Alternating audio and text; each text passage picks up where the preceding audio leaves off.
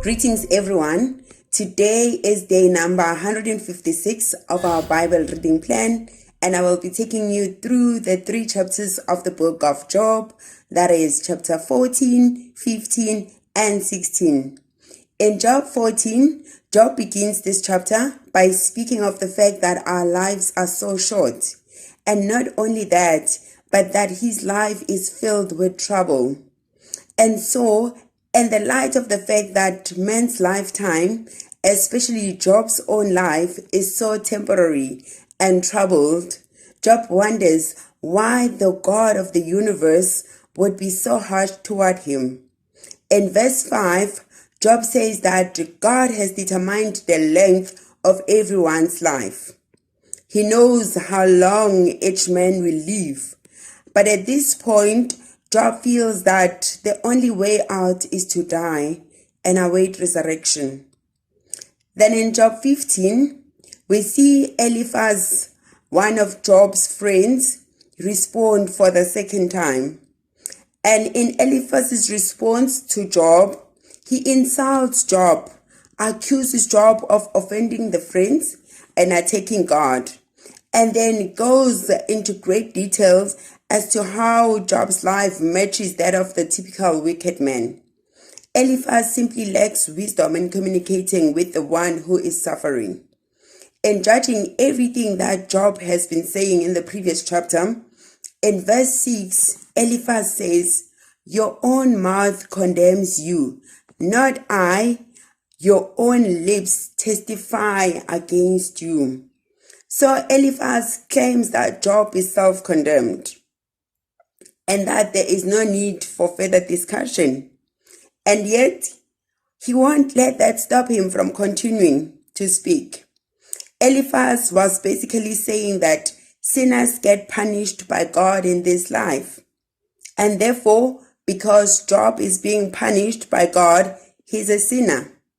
That Job needs to stop sinning and pray to God, and then God will turn and start blessing Job once again.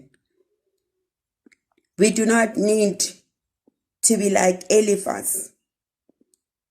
We need to be careful not to be like the friend of Job, Eliphaz.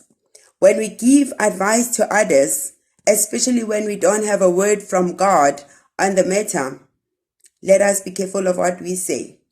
We rather keep quiet if we do not have anything positive to say to our friends who are in trouble. How foolish it would be to treat our human wisdom as if it were on the same level as God's wisdom. We should not do that. Chapter 16. Job begins chapter 16 by expressing his desire that his friends would know that what they have been telling him is not helpful at all, especially what Eliphaz just said in chapter 15. Job then tells these men that their words are worthless and seem to go on forever. And this makes him ask in amazement as to what causes them to keep going on speaking the way they are.